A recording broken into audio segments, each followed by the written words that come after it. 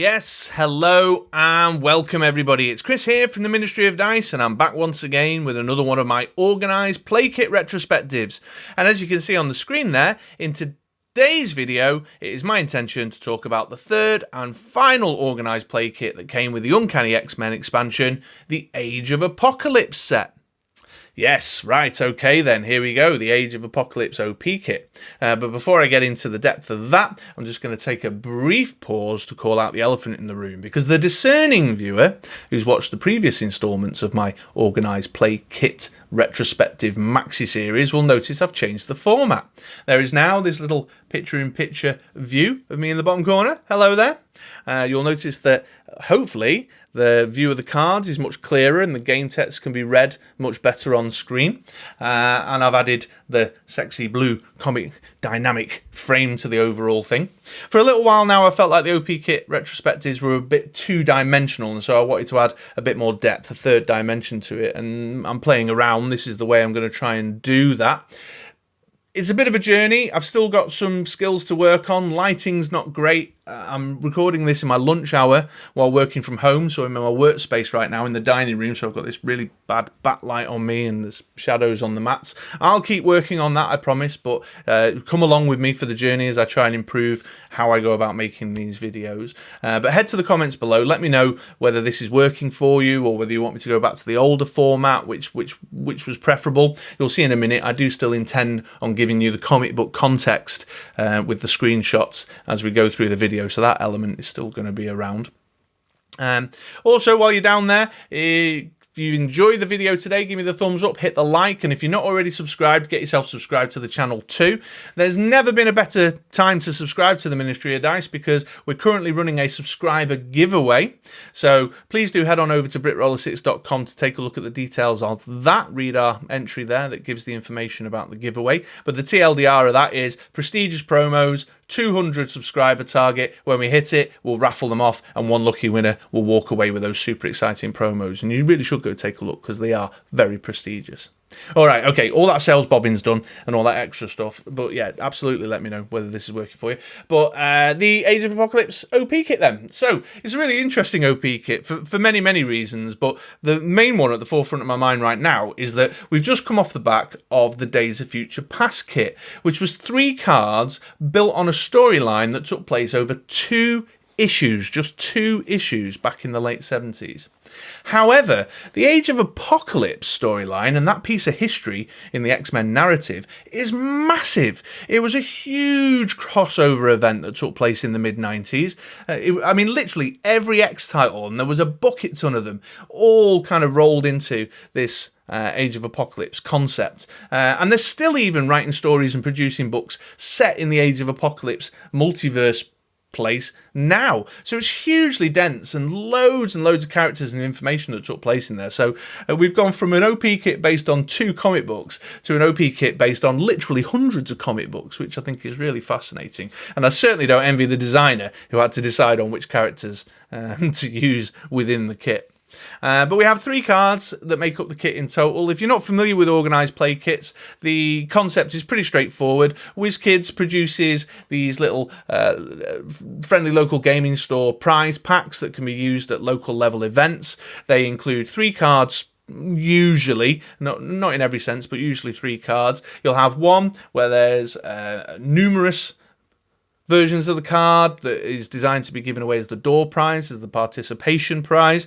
You've then got 2 cards with a lower quantity in the pack that are designed to be given away a little bit more harder to get for the winners, you know, first place, second place, to give to the sportsman, stroke fellowship award, so on and so forth. So that's what these are, but they're particularly interesting because quite often they're structured around a comic book storyline, which is why I want to focus on them, because I want to talk about my comic book nerdy stuff. Okay, we're going to dive into the cards in a minute, but before we do, we're just going to take a little detour. I've been rooting around in my boxes upstairs because before we understand the Age of Apocalypse storyline, we need to understand the Legion Quest storyline. Right, so Legion Quest then. This is the 4th and final part of that storyline. You can see I've been rooting around in my comic book boxes upstairs. Legion Quest centres around a character called David Haller. And David Haller is the son of Professor Charles Xavier and a diplomat, I think from Israel, called Gabrielle Haller. And David is psychically gifted, just like his father. In fact, more so. It's often considered that he is more powerful than Professor Charles Xavier. And he has schizophrenic multiple personality disorder. I'm not sure that's a real thing. I think that's like a comic book mashup of two mental health disorders, but okay. Which meant that he was all these different personalities, and he got into a big psychic battle with a psychic villain called the Shadow King in many, many issues back, and he fell into a coma as a result of that. And at the start of the Legion Quest storyline in what was the present day then, he wakes up, and he's kind of had this moment of enlightenment. The crazy multiple personalities that he flips between seems to have kind of centered into one singular personality, and he seems a bit more lucid, but still psychically as powerful as he was. And he decides that he's going to take on his father's cause, that to repair damage he's done in the past, he's going to take on his father's cause and work for mutant-human harmonious relationships. But he's still a little bit psychotic, he's still not a little bit not right up there, and he decides that the best way to do this will be to travel back in time to the point at which his father and Magneto were friends before their kind of philosophies diverged, kill Magneto so that the Brotherhood of Evil Mutant and all of Magneto's dodgy influence on that mutant-human harmony never happens, and his father can have that harmonious reality that he always wanted. So it's still not quite right. So he explores the idea in his head, and then I'm trying to remember, but I think he just uses his special powers to fly back 21 years or whatever it is to a time when Magneto and his father, Professor Xavier, are still friends. They're living in Israel. They are debating and talking about having these long, lengthy debates about, being a mutant. And I don't think they know each other. If I remember right, they don't know that each other has mutant powers at this point. It's when his father is about to meet his mother, Gabrielle Haller, and he proceeds to try and kill Magneto. But the X-Men, because, it's timey-wimey, and it's the X-Men, they send a team back to try and prevent David, Legion, from killing Magneto.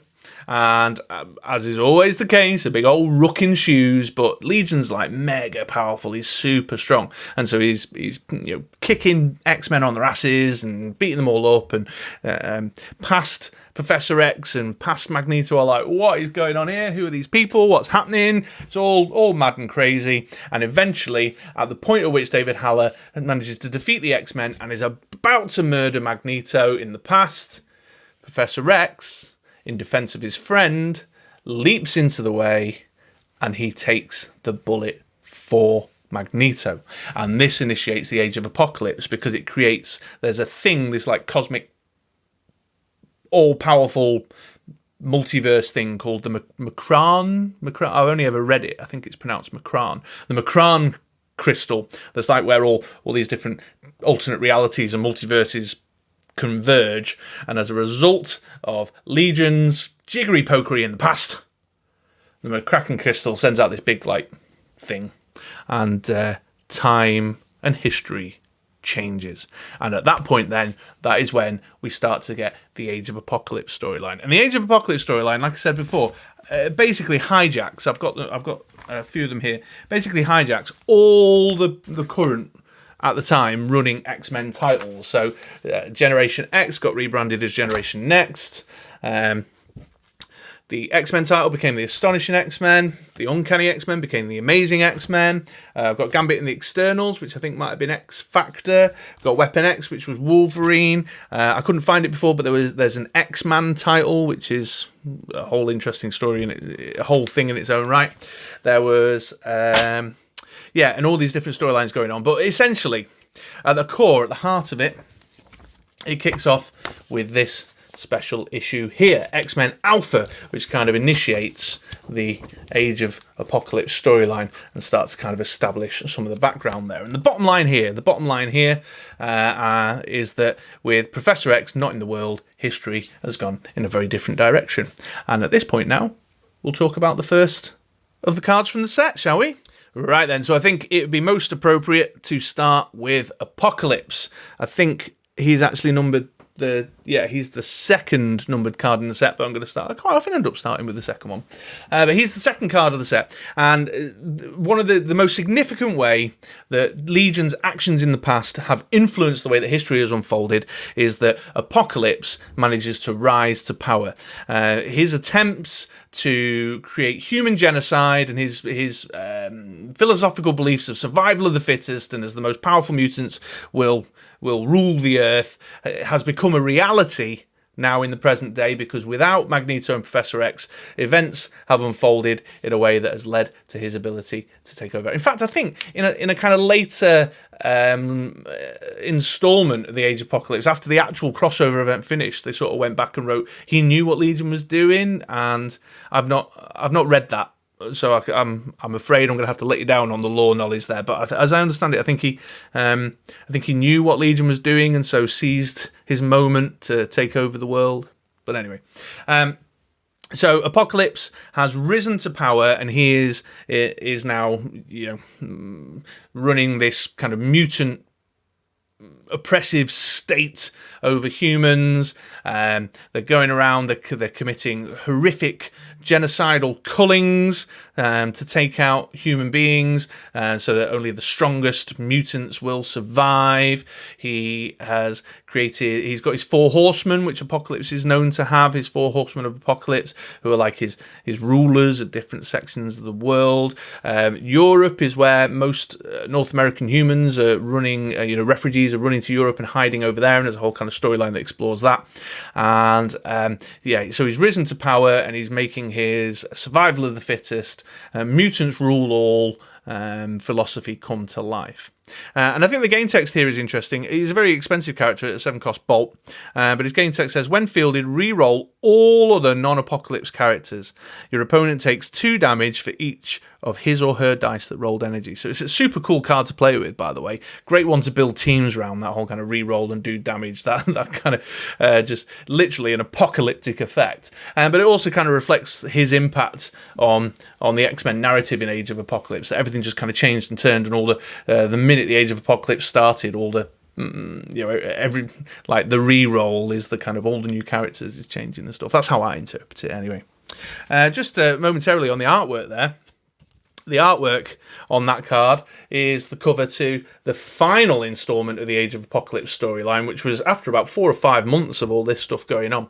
So you can see there, this is, you notice actually the covers are the shiny alt art variants that I bought with my teenage pocket money there, which was all the rage in the 90s, doing these kind of special collector's edition metallic covers or holographic covers and all that. But you'll notice that the card art there, if I bring that a bit closer to the screen, the card art, the holographic shiny cover is reflecting badly in my already badly set up lighting in here, so there you go. But the card art directly connects to the comic book series, although it's the last installment, X-Men Omega. And what was I talking about? Yeah, so Apocalypse has taken over the world, and he's got his 4 horsemen of Apocalypse, and he is the main force, the main antagonist of the Age of Apocalypse storyline.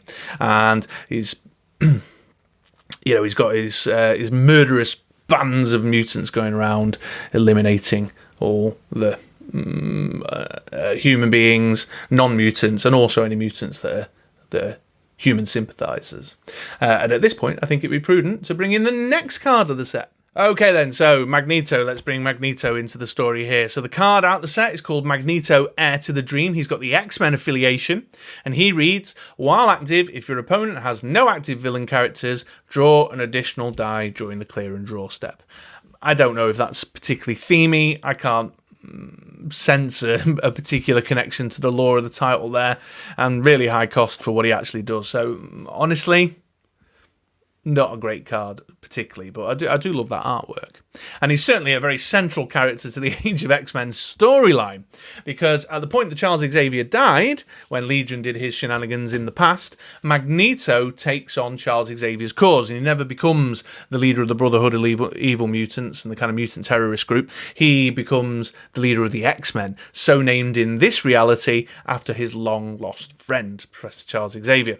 And so he has gathered human sympathizers, mutants who sympathize with the human cause, who have that moral center to want to prevent Apocalypse's horrific actions, and so they are, supporting human beings in North America, helping them escape, evacuating them and sending them to Europe, and also trying to defeat as many of Apocalypse's crazy, super powerful, nutty mutants that are on his side. And while out in the field, they're trying to prevent a culling, as Apocalypse's forces call it, across a city. I forget which city specifically, of humans, as these Apocalypse supporting mutants are working their way through the city, just murdering humans. Men, women, and children. Magneto's out in the field fighting them, and they come across another mutant by the name of Bishop. Many of you will know that Bishop is already a bit of a timey-wimey, man lost in time, X-Men character, as they love to do. And Bishop was part of the team that went back in time to try and prevent Legion from murdering Magneto in the Legion quest.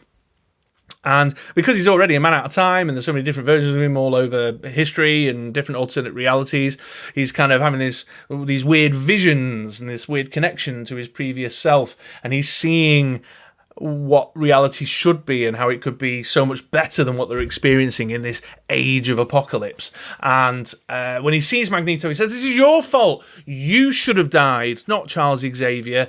There is a better reality. This is not right. It's not normal. It's not how it should be. Things are imbalanced in the universe." The Macron crystal has had this weird breakaway thing, and bled this new reality out into the main core reality of the Marvel universe.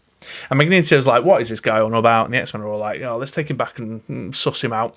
And Rogue uses her powers, which many of you will know. When she touches someone, she takes their essence, which includes memories, it includes their powers, it includes some of their life force. And she absorbs Bishop's memories and realizes that, yes, he is truly experiencing these visions, and they do tell a story of a better reality, of a safer reality. It may not be perfect, but it's better, certainly better than the tyrannical, warlike, despotic rule of Apocalypse that is about murder and mayhem and destruction and the survival of the fittest philosophy. And so Magneto, faced with the possibility that there is a true reality that's not theirs, where life is better for humankind and for mutant kind, and where it is not such a kind of violent existence for everybody, makes a decision, and he decides to try and explore the possibilities of resetting the realities and putting them back the way that they should be. And so he gets his various little sub-X-Men units and sends them on a variety of missions, all driven towards trying to bring the reality back to the way it was, or still maintaining the usual kind of X-Men, let's stop Apocalypse in his evil ways kind of stuff. So I've got the books down here. We've got the Weapon X storyline, and he's basically moving intelligence from North America to the European resistance, the human resistance, and supporting them in their fight against Apocalypse. The Amazing X-Men, a team led by Storm and his son Quicksilver, are maintaining this kind of status quo and just continuing to make maneuvers against Apocalypse in their reality. But then we also have the Generation Next, which is led by Colossus. There's an interesting storyline. So Apocalypse sends Colossus to find his sister, Ilyana Rasputin, who in our normal reality is magic, and she has dimensional warp powers. So Magneto's like, get her in. I think we might be able to do something with her. He sends I've left it upstairs. He sends Nightcrawler on a mission to go and find his mother, Mystique, because she's busy mates with a kind of a psychic mutant called Destiny, who can sort of has visions, future visions and stuff. She's a bit of a sage, a soothsayer. So to go and find her so that she can contribute to this effort to putting the reality back.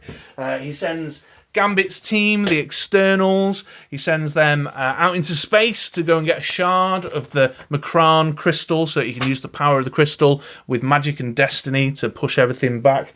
Where are the rest of the books? I've left a load of them upstairs in my boxes, but so he's sending them all out on all these different missions around this current reality to bring them all back in an effort to defeat Apocalypse.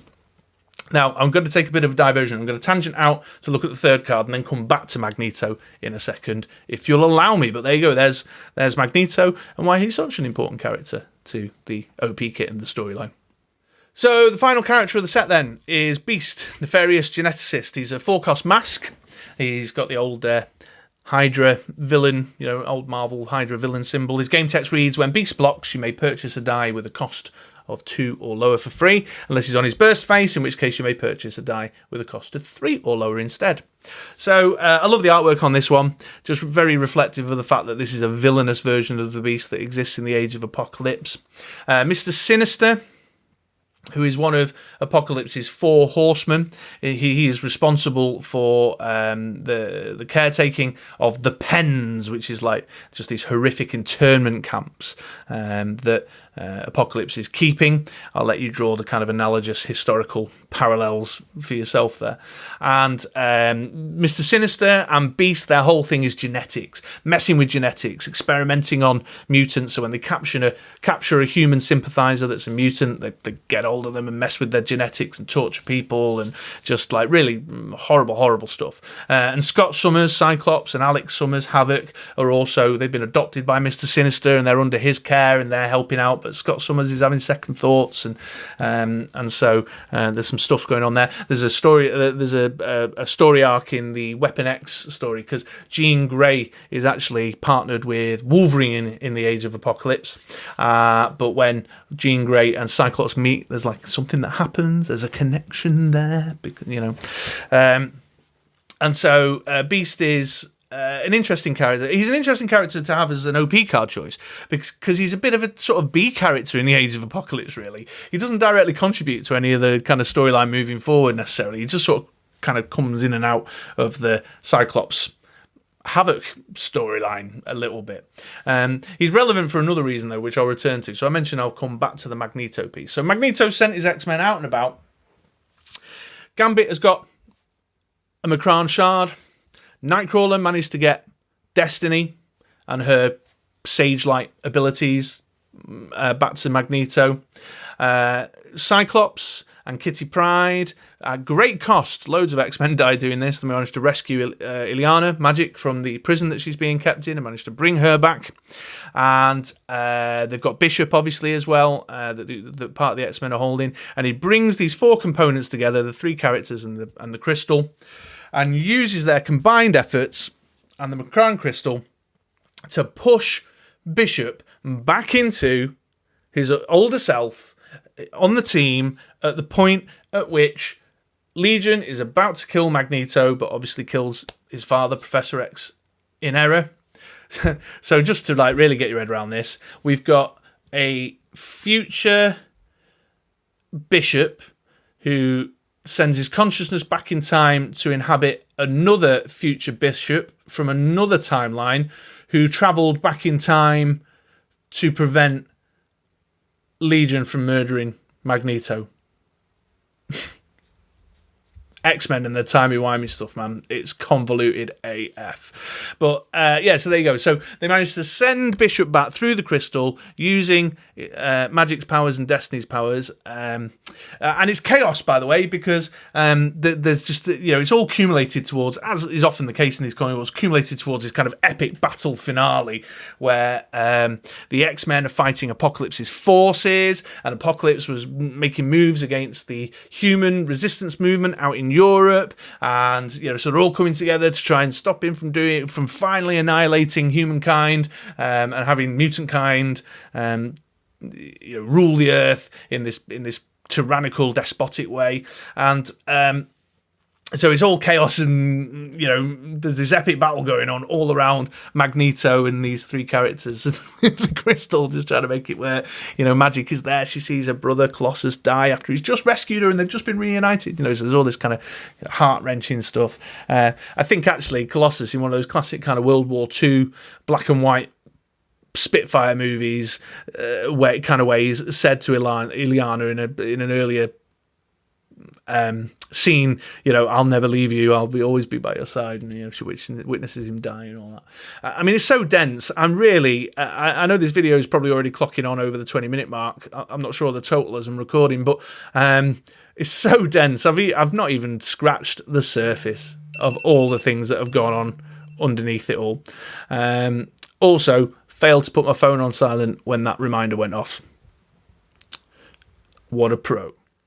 And so all this is going on, and they managed to fire Bishop back into history. And at the crucial moment when Legion is about to murder Magneto, but Professor X, jumps in the way and gets murdered in error, Bishop prevents it from happening. He leaps across and takes out Legion, knocks him out, and reality is reset to the better quality reality. Kind of. And this is where I come back to Beast. Because even though he was a bit of a B character in the Age of Apocalypse, Beast is one of a small handful of Age of Apocalypse characters that get trapped because of weird things, weird cosmic Macron crystal timey-wimey things, get trapped in the present day core reality, and the Dark Beast is one of them, and he becomes a much more significant character. He is a member of the Dark X-Men that's put together by Norman Osborn in a whole other storyline that I haven't got time to go into today. He was involved in the dark kind of X-Force storyline, a team that was led by Wolverine. He's cropped up all over the place and has become one of those kind of revisited antagonists in the world of the X-Men. Along with X-Man, the Age of Apocalypse version of Cable. So now we got a third Cable in the mix. Actually, as of today, I think there's 5 of them, 5 different Cables. It's mental, isn't it? And one of the 4 horsemen, a guy called his name's falling out of my head. I want to say Onslaught, maybe not Onslaught, something like that. And so these characters. So Beast, even though he was a bit of a B-list character in the core storyline, becomes an A-list character, which I think was the inspiration for choosing him for the set. So there you go, Age of Apocalypse. It took place over about 6 months in 1995. Entirely, a massive crossover event, as I say, entirely took over the X-Men storyline to pick just 3 cards, 3 significant characters when you could literally make a whole expansion out of it. It is crazy. And even still today, they're still writing Age of Apocalypse related storylines in the world of the X-Men, so there we go. There's the Age of Apocalypse kit retrospective. Let's bring the other 2 cards back on screen for you. Again, I'll reiterate, let me know, has this new format with me in the little screen, has it helped, has it hindered? Do you want me to go back to the old format? Do you want me to carry on as I am or play around a bit more? Let me know in the comments below. Don't forget to give me a like and subscribe. I'd super appreciate it and love you forever, being the best audience in the world that you are already. And I will catch you on a video, possibly one of the ones on the right-hand side of the screen right now, a podcast or a blog post somewhere soon. Thanks for watching, folks.